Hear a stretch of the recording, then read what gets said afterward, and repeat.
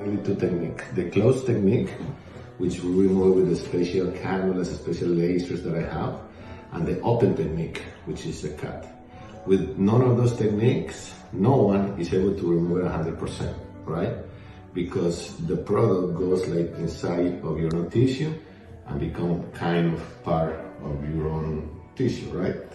With the close technique, we can remove about 30 to 40%.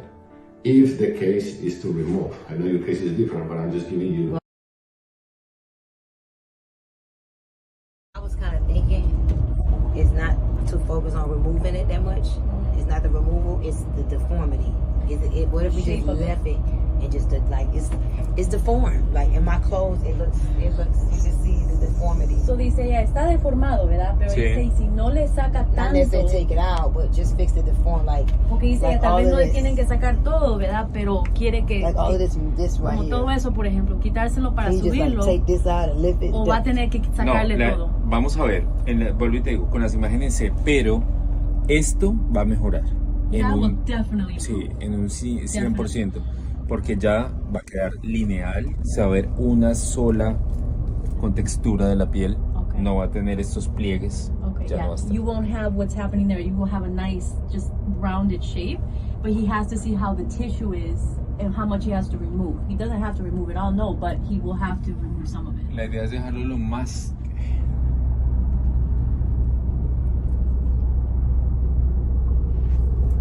Vamos a tener que quitar casi 15-20 centímetros de piel. He's gonna have to remove skin to bring it up. Right. Exactly. I figured that. But the tattoo. I'm not worried about that. not worried about No. I figured that though. It's like it's a lot of loosage. ¿Cuáles son las que sientes adelante? So he wants to, can you show him the two that you feel in the front? So dice ella que ya sabiendo, ya tocó, ya vio cómo la forma, que si va a poder tenerlo redondito, pero no lo quiere plano, no lo quiere muy largo, ¿ya me entiende? Eso va a depender mucho de lo que yo vea en las imágenes que me va a llevar. Okay, that depends on the images that he sees, that he needs to see those images to really Si tell tenemos gran cantidad de tejido sano, ese tejido es el que me va a formar el nuevo glúteo. you. Okay, so if there's still good tissue in there, that's the tissue that will help him form a nice round glute. It just depends on the tissue, what condition it's in. He won't know. So basically, what you just witnessed is me having a sit-down consultation with Dr. Lipo. Dr. Lipo was going to be the one who was going to originally do my silicone butt shot removal. But when I went to him, he explained to me how the process would work if I went to him. But he also explained to me that he specializes in BBLs and 360 lipo and mommy makeovers, not in biopolymer removal. So he recommended me to have a conversation with Dr. Camacho. And as I sat down with Dr. Camacho, one of the things that I wanted to happen was I did not want to remove all of the butt shots because one of my concerns is I didn't want to have a flat butt. I did not want my butt to be flat. I cared about the appearance of my butt after. And so as you listen to me talk to him, I'm explaining to him, don't remove it all, just remove enough and make sure that you make it look aesthetically pleasing. But as you listen to him, you're gonna also hear, or you probably heard, that he said, depending on my tissue. So I want each and every woman that's gonna go and have this procedure to understand that our tissue gets damaged differently according to how the injections was placed and how our body responded to the injections. One of the things that I hoped and I prayed that my tissue was not damaged, because if my tissue was damaged, it was going to aesthetically affect the roundness of my butt. So thank God he was able to use my own tissue. I thought I was gonna have to do a BBL, which is something that you can't even do at the same time as the silicone removal or the butt injection removal. So I want you ladies to know that if you do get butt shots, which you shouldn't say no to butt shots by polymers, if you're gonna do something, do BBLs. But if you do it and you cannot keep the roundness or the look that you want, you may have to come back for a second surgery because a BBL and butt shot removals cannot happen at the same time. So one thing I'll tell you all, I'm grateful. Thank God my tissue was not damaged. He was able to manipulate my own tissue and to give me the desired look that I was hoping for. And also I will say this, know that the post-op care is extremely important. There's a lot of you all that are not going to understand, like, why do I have to stay in Colombia for a month? It's because the post-op care, the massages, the tapes, the wound care, it's very important that a professional does it. And I would tell you that one of my experiences here was that this is their project. Like, I am their project. So if I leave them and go home and have somebody else do it, they don't know how this surgery, or can I say revision, was supposed to turn out. It's not their project. And so just know that, keep in mind that you may have to stay here for 30 days. You're watching this video and I'm filming this video right here with me and this green on, is day 32. But the video that you're watching is as I was preparing for my surgery. So keep in mind, y'all, that again, your shape depends on your tissue and it depends on your post-op care. I highly recommend Joanna. Her post-op care is incredible. The way she tapes me up and takes care of the wound, I look fabulous. I couldn't have asked for a better post-op nurse to take care of my wound like Joanna. I'm gonna explain more, and so I'm just gonna come in and pop in and do some commentary so that this entire journey would make sense to you, because some of you all are watching this for entertainment and some of y'all are watching this for the blueprint. Okay, so keep watching.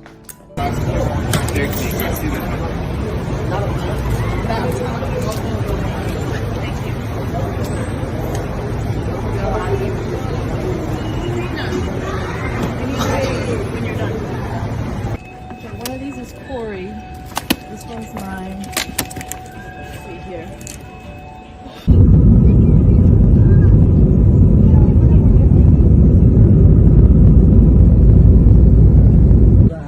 So we just arrived to Colombia, and I'm still trying to get my equilibrium together because we just landed.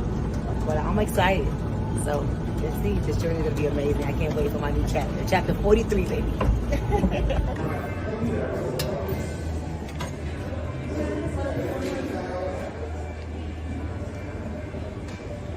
So what you're now watching is me on my journey to 43.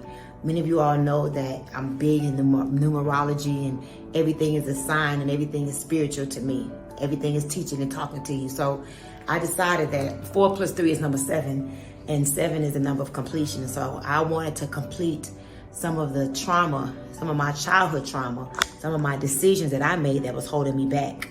And so what I decided to do is I decided to go for it. Dr. Camacho gave me the confidence that I needed to really believe that he had what I needed to have a successful surgery.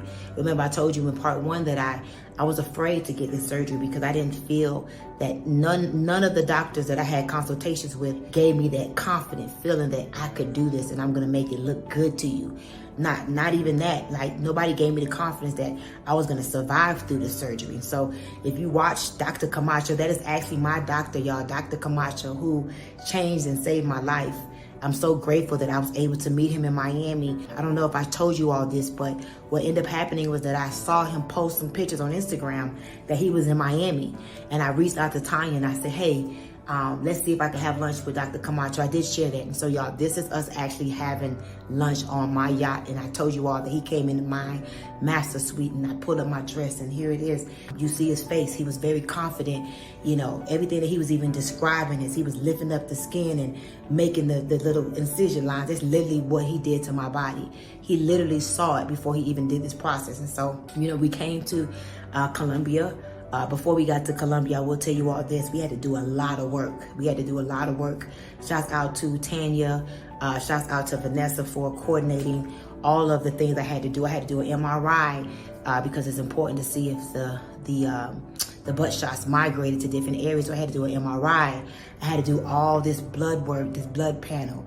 And what I end up doing, because I have iron issues, as a matter of fact, 99.9% of women are iron deficient. So I want you all to know that if you're going to have to go through this procedure, one of the things that I would encourage you to do, this is what I did. Of course, I take NutriBurst every day, but I had to slow down on my NutriBurst intake, and I exchanged my NutriBurst for Life Drops. I took Life Drops because of the B12 and the biotin in the Life Drops.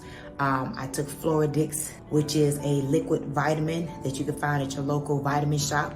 I also began to eat more fruits and vegetables, and I don't even eat red meat, but I began to eat red meat because I wanted my body to be strong. I'm not a girl that stresses out a lot, so I already was minimal on stress, but I really became very minimal on stress because I wanted my body to be strong to be able to handle this surgery. So we actually started our journey to Colombia. Those are the things that I started to do for my health. And we actually made it to Colombia on February 19th, 2021, 2 days before my birthday. And we were able to celebrate my birthday here in Colombia. Shouts out to Dr. Camacho for welcoming us in. Oh my God, he made me feel so comfortable, from allowing us to come to his office, and he gave me another consultation, and he read my MRI, and he shared with me the risk and the liability of this process. However, he felt very confident that we were going to be okay. And then we went to his house and spent time on his ranch. Now, this is not something common that everybody's going to experience, but I'm just so grateful for the favor that I have, that I was able to have that experience with him, because he gave me such confidence that he had love for me, and I just wasn't a patient. And that's one of the things I would say about Dr. Camacho and his staff. Like, you're gonna feel the love, you're gonna feel the genuine concern. You're not just another number coming through the slaughterhouse. You are a human, a spiritual being. And as a matter of fact, they call him the soul surgeon. He is known as the soul surgeon. So ladies, a lot of times you want a recommendation, and I'm here to tell you, I don't really endorse people, but I strongly endorse Dr. William Camacho in Bogota, Colombia. An amazing experience to have this level of love around you during your procedure. So as you watch this video, know that we went to Colombia. I was able to spend my birthday here in Colombia. And as you continue to watch the video, you're gonna see actually what happened on February 24th, the day that I was most excited about going into my surgery, the day that I knew that I was about to get the butt that I wanted, because again, my confidence was impacted. I want you to know that I woke up that day from my surgery to very devastating news. So stay tuned, keep watching, because you're gonna see the devastating news that I woke up to the day I woke up after my anesthesia, thinking that my butt was done, only to find out that when the doctor cut in me, something happened. Stay tuned, keep watching. Another important thing, the fasting. It's a minimum of an 8-hour fasting, meaning you can't have any drink, no liquids, no food at all before surgery, at least 8 hours prior to surgery, okay? So if your surgery is at 10, the latest you could eat would be at 12 at night, and something very light.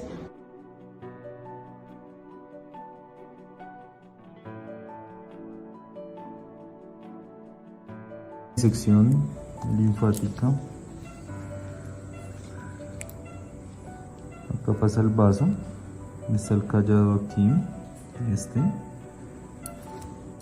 y hacia atrás, disecando, vamos a encontrar nuevamente el otro vaso que va pegado al linfático. Aquí se ve la vena, pero con un linfático. Está la vena y está el linfático, pero con características no muy agradables por la coloración y el tamaño.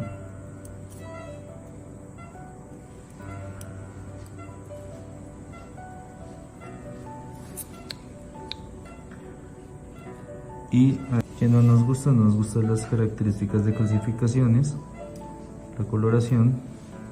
Esto que pudiera estar relacionado con alguna otra patología de base. Entonces vamos a hacer una extracción y hacer el estudio histológico.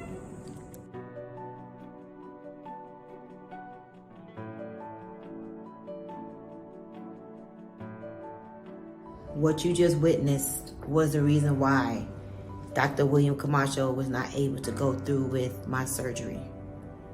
Those nodules that was on the front of my panty line, when he went inside, thank God, to remove the butt injections, he started in the front. And when he opened me up in the front, he saw those nodules that were not the color that he expected. And because of the color, he was not confident enough to move forward. Though I woke up devastated, I was so devastated. When I say I was so devastated, I wanted to die. Imagine going under, literally going under, believing that this is the day that you're going to be able to get your confidence back, just excited about chapter 43.